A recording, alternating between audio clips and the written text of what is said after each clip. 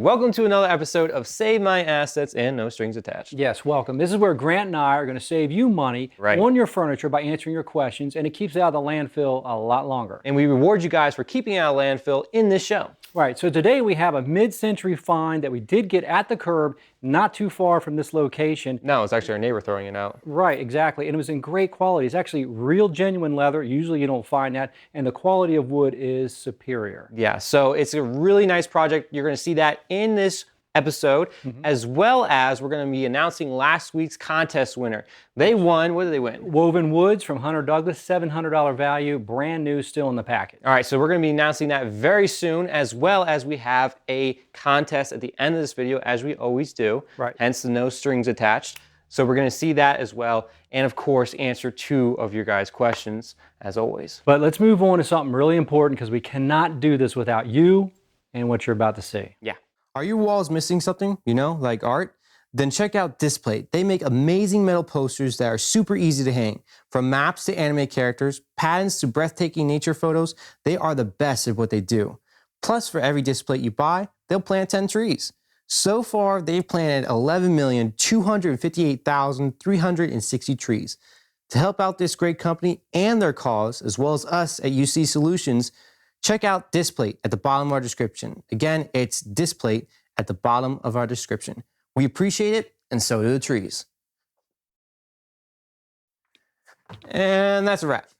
Okay, so now we're moving on to the contest. Right. We're going to find out exactly who's going to win. We got 2 people who got the right answer, Joseph and Joyce. Right, I'm going to be taking on Joyce, and you're going to be taking on Joseph. Right. Right, so you're going to win these $700 value woven wood window treatments by Hunter Douglas. And to decide who wins, we're going to be throwing the darts at the dartboard. We have Joyce's name and Joseph's name. I'm going to be aiming for Joyce, like I said before, and he's going to be aiming for Joseph. We both suck, so don't worry about it. It might take a few times, but we will get either one of you. Right. So when we hit them, that's it. The winner's it. Exactly. Unless we both get them at the same time, then we're going to have to figure something out. But we won't. We won't. Okay, Joseph, you're about to win. All right, so now we're going to throw at the same time. I got you, Joyce. Don't worry. Let's see what happens. 1, 2, 3. Oh! Joseph, I'm sorry, man. Keep trying. Oh. Keep trying. No. Good shot, Grant. Good shot. All right, congratulations to Joyce. Sorry, Joseph. That's right. I ripped it up. Sorry, Joyce. But you go ahead and get to win this. Yeah, absolutely. Shades. So we're going to contact them through social media? Exactly. So look out for a comment from us in the comment section below to let you know how to get this to you. Right. And Joseph, I'm sorry. I'm so sorry. I don't hunt very well. That's funny. Well, don't worry. Stay tuned till later on in the episode because we are going to have another giveaway. All right. So as we get prepared to answer your questions, go ahead and check out this project chair as we mentioned earlier in the video. I wish we could find one every day, literally. Yeah, it's actually pretty cool. You're going to enjoy it.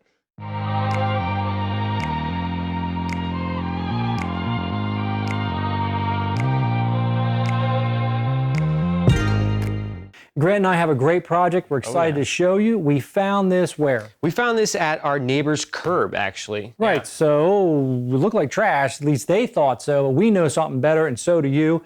One man's trash is another man's treasure. Exactly, and this one is definitely a treasure. We think this is a mid-century modern chair, right? Yep. It's inspired at least mid-century modern. We don't think it is of that era, and the reason why is... I don't think it came from the 50s or the 60s is because when they used foam back then, it was latex foam, usually, and now it'd be crumbling into like sand, okay? And this right here is a polyurethane foam. That's not most likely coming from the 50s and the 60s. No. And in the back here, you can tell it's the same kind of foam. Yeah, usually this would be, like he said, the latex instead. And this back might have been cotton. And obviously it's not. It's not. We think it's a foam inside there. So we think that this is a scan furniture piece, Scandinavian inspired. Could be early IKEA. Right, could be early IKEA. So it's still a great find. It's still got a wonderful look. This look is definitely back. So we hit the brakes and picked this thing up, threw it in there right before a rainstorm. Exactly. So even if it did get rained on, if you're like, hey, listen, my neighbor has this furniture out there. It's been a little wet for a little while. You can still work with it. Air it out, dry it out, get working on it. You can replace the foam, which we're probably going to do with this one. Probably. But let's go over what really makes this unique. I mean, we have fasteners We right got here, fasteners right? on the side, which is very popular with scan furniture. Exactly. So that means the arms come off of the body, so you can actually work on the arms, the body, which is the platform, and the inside and outside back. What's also unique is this wood. Check that out. We did do some research on Google, and we did find furniture, when I put in there Scandinavian, it looked very similar to this. It did. This style. So if you do know where this is from, I think it's from the 80s. I think it's from the early 80s. Yeah. And I think it's from Scan Furniture. That's my guess. If you know, like maybe your grandfather, you, or your aunt, or your neighbor or something had one, your cousin, your dog, anybody that you know that had one of these, please let us know, because I want to know, where did this furniture come from? So let us know in the comment section below. Right. Another thing too with this is we have the serpentine springs for the platform. These are okay. They're not the best. Obviously, we would wish it was hourglass springs. But that's okay. It still is good. It's good quality, and that's why we picked this piece up. Yep, exactly. It's also got a tight back. We don't believe it had a back cushion. It definitely had a seat cushion. Definitely We has don't a know seat what happened to that. I don't know what they did with that. They threw out the seat cushion separately for some reason. I wouldn't have used it anyhow. No. So they did and you us wouldn't a want to use it either. You can just Nah. replace it very easily. Very easily. We don't think it had a back cushion. This is why, because from the front here to the back, I think it's 23 inches, and that's about the standard size for comfortability for the average person. Right. So if you had a back cushion, it'd be even less seating area. Not good. So we're not doing a back cushion on this. And it's very easy to fabricate a seat cushion for this as well. All you need to do is trace out the platform, or in this case, you might be able to do measurements, but there is a little curve to the inside back. So we're probably going to be tracing this thing. Yep. And when you do that, you make your cover first, which we're going to make 2-inch bands, trying to keep it as thin as possible to keep with the style of this furniture. But we don't want to make it uncomfortable either. We went lower with like a 1-inch band for the seat cushion. It'd be a little uncomfortable. Yeah, So absolutely. we're going to do a 2-inch with a 3-inch piece of foam inside there. And see how it looks. Yeah, we might even do a little bit less. What do you think of the foam? We'll discuss that later. We'll discuss that later. Yeah. But onto the wood, we were deciding, should we paint it? And we said, we scratched that idea real quick. So then we moved on to maybe should we sand it all down and restain it? So what we did is tested it with a scratch remover and also slight stain enhancer, okay? It's all in one, scratch remover and stain enhancer. But if you want to make it even better, do it with 4 zeros, okay, of fine steel wool. Exactly. Yeah, so use that to be able to get the scratches out, put on the cleaner, and then you can rub that on there. But before we did that, we even did a sanding. Right, of 220 grit sandpaper, which is a very fine sandpaper. We went over that just to get the grime off of it. You can tell with this right arm, it is really sticky, while the one that we worked on is quite smooth. Right, so we're going to do that with the whole entire frame, and we're not going to stain it. We're not going to sand it down and stain it. We're just going to use that cleaner. It does a fine job with the steel wool. Right, and it's a little bit easier than just staining it, because you can mess up a stain really easily. With this cleaner, it's very forgiving. Yeah, so we're going to cover it, what we think is pretty cool for the period, in this 100% wool, vibrant red felt. Yeah. Okay, I think it's going to work well with the actual wood tone, which is kind of a reddish tone in there. So I think it's going to look really good. Yeah. All right. And this is such a unique piece. I don't think we've worked on one like this before, have we? Nope. No, We haven't. so it's going to be quite interesting getting into here and seeing how they constructed it. When you get in there and you find out, anybody could really do this. So just have the courage and the enthusiasm to do this, and you'll be fine. Absolutely.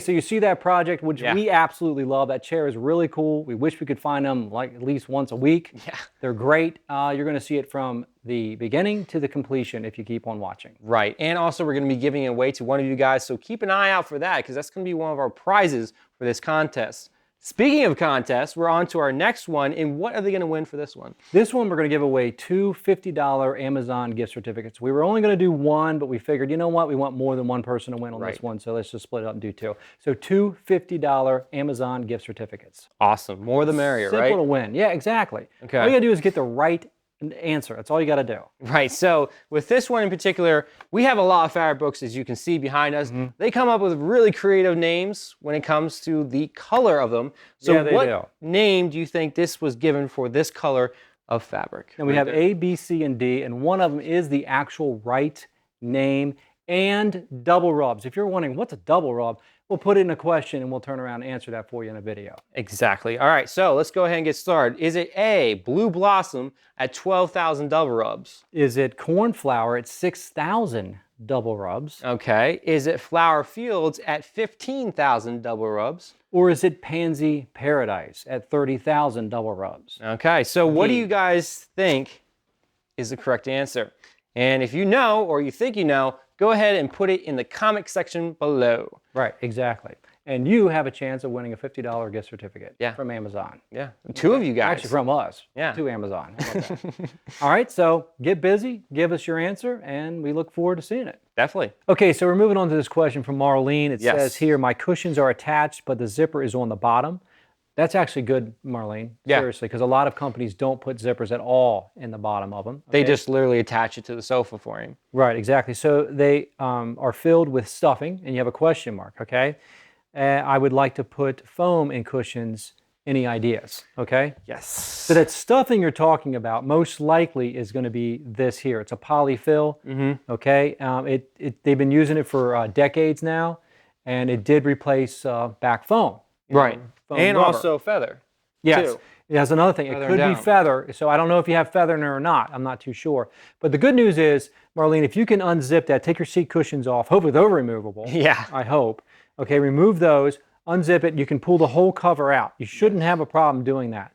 Now you can do one or two things. If they're too flat and worn out and you're kind of sick of them, that's why you think you need new foam in there, you could just add more poly. Which is going to be the easiest solution to this. And the reason why, if I may jump in, well, go ahead, I'll pull this out. Is because there's two different types of covers that you could have for attached. You could either have it where it's boxed, and I know this is a seat cushion, but it gives a good example of what a box cushion is. You have the two cordings on either side, as you can see, right? So it gives that box look. So you could have it where it's boxed, and that's good if you want to go ahead and put a foam insert in there. Because foam's going to be boxed. Right, or it could be knife edge, this is a perfect example. Right, this is a knife edge here. Now you could put a box in here, but you're going to have that edge of the foam. You're going to have to get a electric carving knife. We've done videos of that before. You can use a hacksaw blade and cut that off if you want. Okay, I'm talking about the corner here. Of course, yeah. Okay, and then you wrap it with poly, and it's going to cover up any rough edges that you got from your hacksaw blade. Then you could push it up in there. I know what you're thinking. It's attached. How am I going to get it up there? And I don't know. It's going to be a challenge. You're going to have to muscle it in, most likely. You're going to have to muscle it in. You're going to have a soft foam for your back cushion. So back cushions, you want to go for a low density. Probably about like 1.8, or as we call it, 18 density. And a low compression. So. Yeah. No, that's good. Low compression would be about 20. That's usually what 18 comes in as a low compression. Right, because you don't need to spend all the expensive money toward the high density for back cushions. They don't take that much abuse. Okay. Not like seat cushions. So you go for a low density and a low compression, as Grant just said. Right, and as a quick recap, again, it's going to be a little bit more difficult if it's knife edge, which is this. If it's box, which you already saw down here, that means two cordings or two seams. Maybe you don't have cording, then you just have two seams. It's going to be a little bit easier. But I cut you off earlier. No, it's fine. No, I wasn't ready. Insert, if it was just poly and you want to refresh the insert with more poly or feather. Yes, but before we do move on, you could do this. Okay, you could just take a simple household vacuum with a nozzle. Okay, obviously you can't do it upright. With a nozzle, take like some dry cleaner bags. Okay, or you got the painting drop cloth, plastic drop cloth. Yeah, that might be a little too thick though. Maybe a little bit too thick. I want the dry cleaner bag because it's really thin, okay? Make it airtight as you possibly can. It's got to be airtight. And then vacuum that thing down. Then you might be able to shove the cushion up in. You're going to need some help. Get it in the best position you can.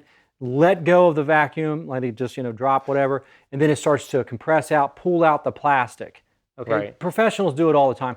I am a professional, but I don't do that method. No. I don't need to do it. But it's done all over the world, is what I'm trying to say. Now that's just use foam. To make it a little bit easier to get inside for the back cushion if you're doing foam. Right, but you don't have to do that. If you can muscle it in, you're good to go. Yeah. Good news is you do have a zipper. So the insert here is what I wanted to show you earlier. If it's poly, it's just say, I'm not going to go for all that. I don't blame you. If you're just it's losing its luster, as it were. It's losing its buoyancy. Simply take out the cover like this. Yep. Open up. You got a channel here. Yeah, okay? and pay attention to that real quick, because obviously you want to open it up where you're not only dealing with one channel. So it's probably going to be on the sides that you want to open it up. Yeah, open it up on the sides, and it's easy. But you can reach your hand in this channel here because it's broken up here. It's broken up here, and it's broken up here as well. Right. Okay. So open up the side here. And just take your poly. It's cheap, inexpensive. You can even get a throw pillow at a big box store and just use what the content is in there. You should be fine. Another tip too is if you are able to do this, because we know we just said, do it on the side, but if you're able to keep it inside the actual cover, that'll be really good, because that way you can monitor how full it feels inside the cover. Because usually, look at this thing's pretty loose, but when it was inside of the cover, it looked not that bad. I mean, it still filled it out pretty well. So you want to keep it inside the cover so you can monitor how full it looks as you're adding in the poly. It's going to be fun, reaching up in there with a handful of poly while it's still in the cover and shoving it in there. But you're going to have to get it out to also sew it up too. So you could do it in the bottom, right here, trying to keep it in the cover, as Grant was saying, and then reach your hand up into the top channel here as well. Yeah. So we hope that helps in some way, but that's what I would do.